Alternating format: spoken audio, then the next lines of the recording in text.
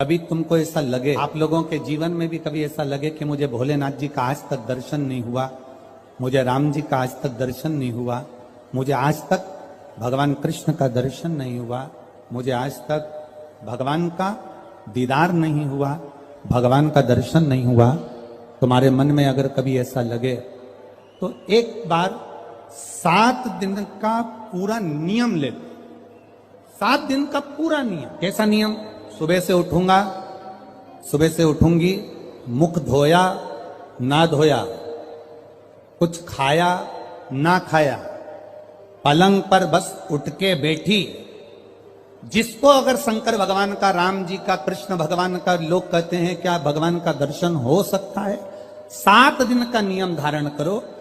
सुबह उठो, पलंग पर उठते से ही सबसे पहले भगवान राम, कृष्ण या शिव जिसका तुमको दीदार करना है उसका 5 बार 7 बार नाम का उच्चारण करिए, उसको पुकारो। आप नहाए ना नहाए। एक पत्र कल आया था, दतिया की कोई माताजी ने लिखा था, पत्र बड़ा अच्छा था। उस पत्र से केवल दतिया वालों का नहीं, संपूर्ण जितने श्रोता कथा सुन रहे हैं सबके लिए उस पत्र में बात है।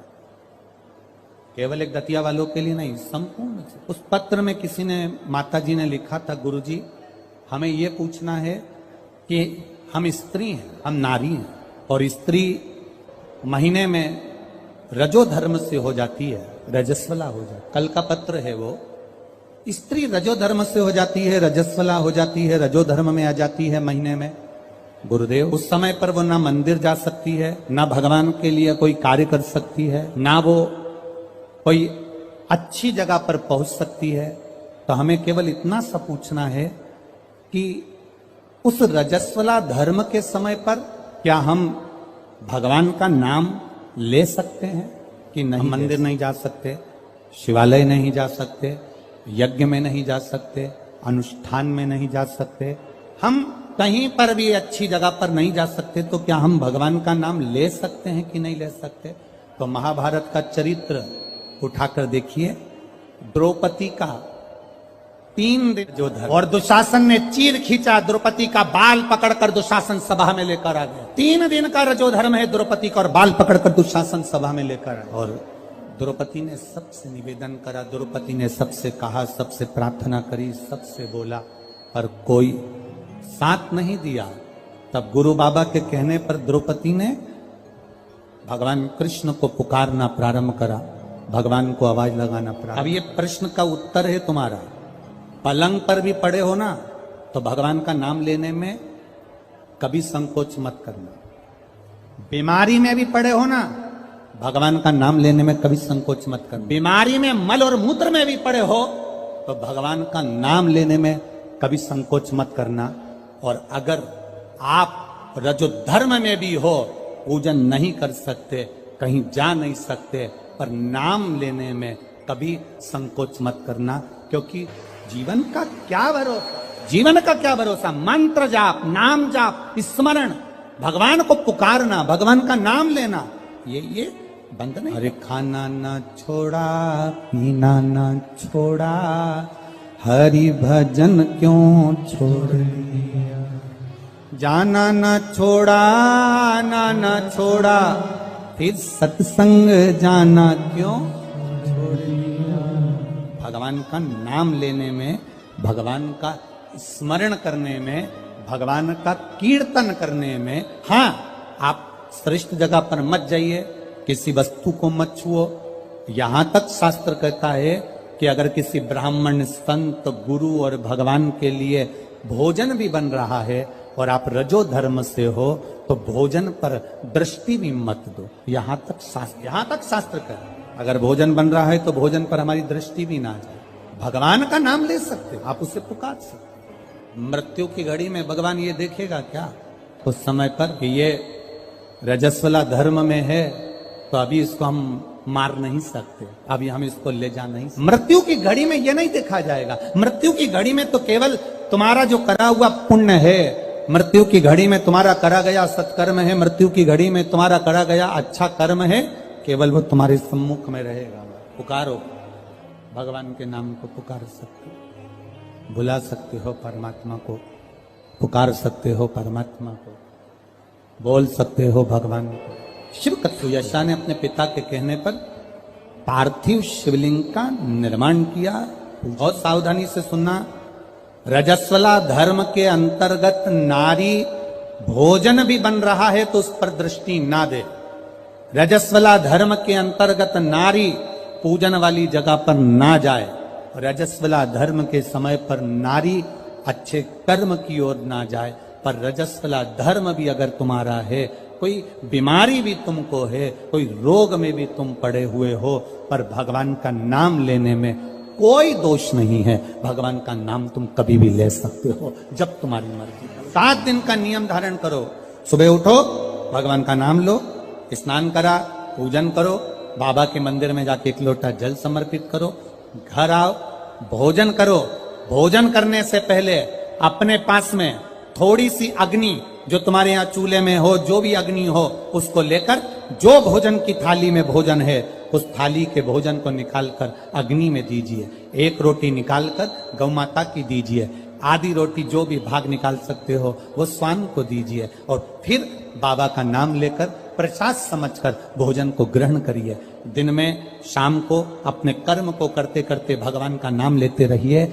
जैसे ही प्रदोष काल आए, शाम का समय आए, भगवान देवाधिदेव महादेव का स्मरण कर कर 1 दीप दरवाजे के बाहर लगाओ और बाबा का भजन करो। 7 दिन जो नियम धारण करता है, 7 दिन में किसी न किसी रूप में मेरा महादेव आकर एक बार दर्शन जरूर देता है, ये निश्चितता। पर उसमें हमारी पवित्रता हो, उसमें हमारी पवित्रता का भाव हो।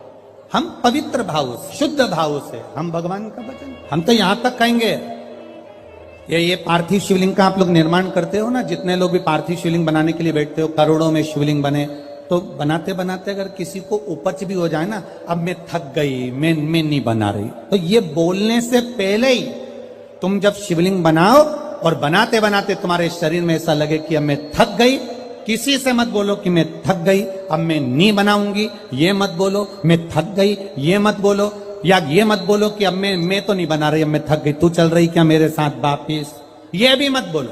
आपसे नहीं बन रहा शिवलिंग बनाते हुए, आप बस उस शिवलिंग को बनाकर हाथ जोड़कर बाबा देवाधिदेव महादेव से प्रार्थना करिए, भगवान शंकर से निवेदन करिए, भगवान शिव से प्रार्थना कर कर बाबा से विनती करो, बाबा आपकी कृपा से जितना बन सका मैंने आपके शिवलिंग का निर्माण किया है। बाबा, ये आपकी करुणा या आपकी उदारता या आपकी दया है जो ये मैंने बनाया, ये आपकी कृपा से, आपकी दया से, आपकी उदारता से मैंने निर्माण किया है। उनसे निवेदन किया, ये उनसे प्रार्थना करी, ऊबो नहीं, ऊबना नहीं है। हम तो कथा में भी कह देते हैं, आपका मन लगे तो शिव पुराण में जाओ, नहीं तो काय को टाइम बर्बाद करने के लिए आते हो।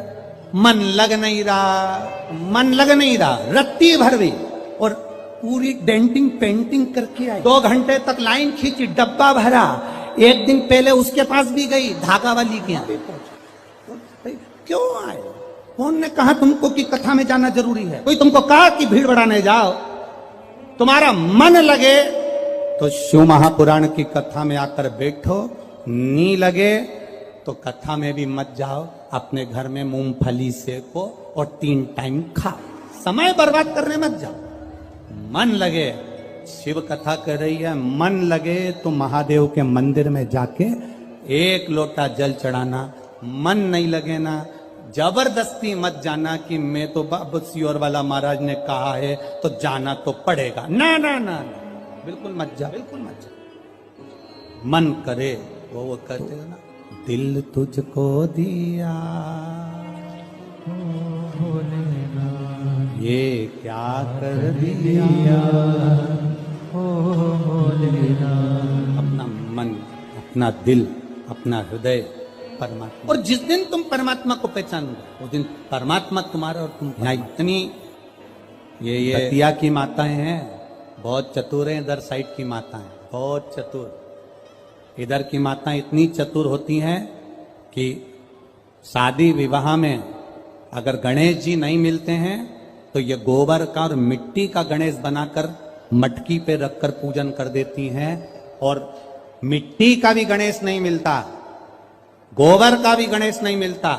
तो यहां की माता इतनी विद्वान है कि गुड़ की ढेली को तोड़कर आधी ढेली का गणेश जी बना देती और आधी ढेली का भोग लगा देती। और गणेश सरकार सही है, यहां की माता इतनी विद्वान है कि गुड़ की ढेली को, आधी ढेली को फोड़कर गणेश जी बना देगी, और आधी को हमारे यहाँ महाराष्ट्र में भी कहते हैं महाराज, गुलाचा गणपति और गुलाचा मेवा, मतलब गुड़ का ही गणपति और गुड़ का ही नैवेद्य भगवान को भोग। दतिया की माताएं भी इतनी विद्वान है, जब गणेश जी नहीं मिलते, गोबर नहीं मिला, मिट्टी नहीं मिली, शादी के समय पर तुरंत घर की जो बुजुर्ग माँ होती है वो कह देती है गुड़ की खोड़ी रखिए ना, आधा टुकड़ा तोड़ मटकी पे रख दे, गणेश जी हो गए। भोग लगाने के लिए कुछ भी नहीं है ना, जो आधा गुड़ का टुकड़ा है ना उसी को भोग लगा दो। क्यों? गुलाचा गणपति और गुलाचा नैवेद्य, भगवान गणेश भी यही है और भोग भी उनका यही। ये हमको बूढ़ी माता पहचान गई कि गुड़ की ढेली में गणपति है, और पूरे शादी में वो गुड़ का गणेश पुजाता रहा, पुजाता रहा, पुजाता रहा, और गणेश जी भी आशीर्वाद देते रहे, क्योंकि वो बूढ़ी माँ ने पहचान लिया कि मैं गुड़ की ढेली में भी हूं। जिस दिन हम पहचान गए कि ये जितने आए हैं और जितने भगवान के भजन करने वाले हैं, संसार में रहने वाला जलचर, थलचर, वायुचर, जितने जीव हैं, जिस दिन हम पहचान गए कि इनके अंदर भगवान है और सब में परमात्मा समाया है, उस दिन मेरे शंकर को मिलने में देरी नहीं लगेगी, वो मिल जाए।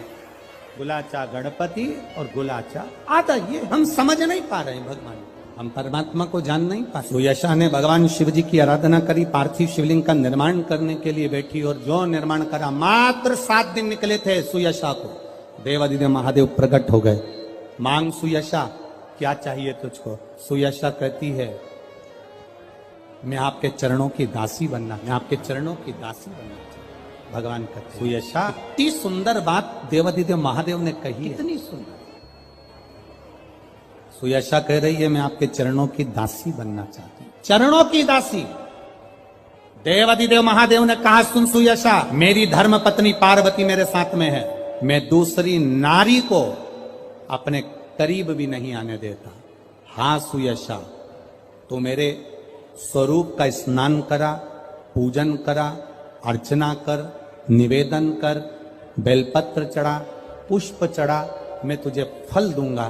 पर सुयशा, तू कहे कि मैं पार्वती जी का स्थान ले लूं, तू कहे कि मैं संगनी बन जाऊं, ये नहीं। सुयशा, ऐ सुयशा, संत, साधु, सन्यासी, तपस्वी, साधक, उपासक, भगवान शंकर कहते हैं संत, साधु, सन्यासी, तपस्वी, साधक, उपासक, अगर इनके सामने एक लकड़ी की स्त्री भी आ जाए ना, तो संत साधु को उसका स्पर्श तक नहीं करना चाहिए, वो श्रेष्ठ संत माना जाए। साधु वो तपस्वी, एक लकड़ी की भी स्त्री अगर कोई बनाकर सामने रख दे, उसका स्पर्श आप लोगों को थोड़ा सा बुरा जरूर लगता है, पर महाराज जी हम जब सीहोर से चलते हैं तो एक फॉर्म भरवाते हैं, वहां से चलने पर एक फॉर्म भरवाते हैं। आज सुनते हैं तुलसी माता की चालीसा।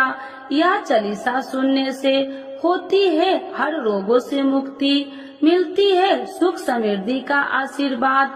तो एक बार बोलिए प्रेम से विष्णु भगवान की जय, तुलसी माता की जय, भगवती माता की जय। श्री तुलसी महारानी करो विनय सिरनाय, जो मम हो संकट विकट दीजे मात नसाय।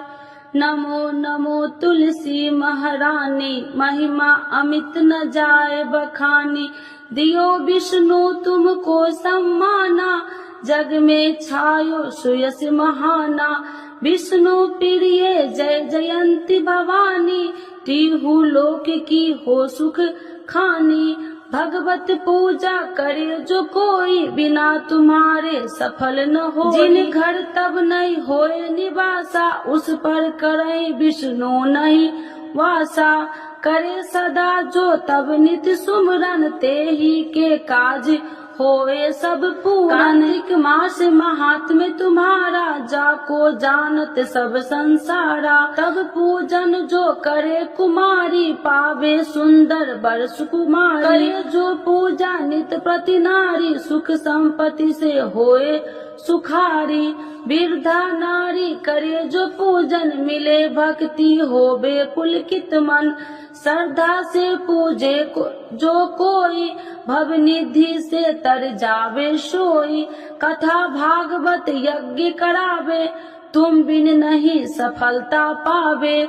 छायो तब प्रताप जग भारी, ध्यावत तुम्हि सकल चितधारी। तुम्हि मात यत्र तंत्र में, सकल काज सीधे होवे क्षण में। औषधि रूप आप हो माता, सब जग में तब यश विख्याता। देव ऋषि मुनि और तपधारी, करत सदा तब जय जयकारी। वेद पुराणन तब यश ज्ञाया, महिमा अगम पार नहीं पाया। नमो नमो जय सुख कारिणी, नमो नमो जय दुख निवारिणी। नमो नमो सुख संपत्ति देनी, नमो नमो अख काटन छेनी। नमो नमो भक्तन दुख हरनी, नमो नमो दुष्टन मद छेनी। नमो नमो भव पार उतारिणी, नमो नमो परलोक सुधारिणी। नमो नमो निज भक्तन उबारिणी, नमो नमो जन काज सवारिणी। नमो नमो जय कुमति नशावनी, नमो नमो सब सुख उपजावनी। जयति जयति जय तुलसी माई, ध्याऊ तुमको शीश नवाई। निर्जन जानी मोहि अपनाओ, बिगड़े काज आप बनाओ। करूँ विनय मैं मात तुम्हारी, पूरन आशा करूँ हमारी। शरण चरण कर जोड़ी मनाओ, निस दिन तेरे ही गुण गाऊं। करहु मात यश अब मो पर दाया, निर्मल होए सकल मम काया। मांगू मात या वर दीजे, सकल मनोरथ पूरन कीजे। जानू नहीं कुछ नेम उचारा, क्षमहु मात अपराध हमारा। 12 मास करे जो पूजा, ताशम जग में और न दूजा। प्रथम ही गंगा जल मंगवावे, फिर सुंदर स्नान करावे। चंदन अक्षत पुष्प चढ़ावे, धूप दीप नैवेद्य लगावे। करे आचमन गंगा जल से, ध्यान करे हृदय निर्मल से। पाठ करे फिर 40 की, स्तुति करे मात तुलसी की। यह विधि पूजा करे हमेशा, ताके तन नहीं रहे कलेशा। करे मास कार्तिक का साधन, शोभे नित्य पवित्र सिद्ध होई जाई। है यह कथा महा सुखदाई, पढ़े सुने सो भव तर जाई। यह श्री तुलसी चालीसा, पाठ करे जो कोई। गोविंद सो फल पावही, जो मन इच्छा होई। तो एक बार बोलिए प्रेम श्री विष्णु भगवान की जय, तुलसी माता की जय, भगवती माता की जय, सर्व देवी देवताओं की जय।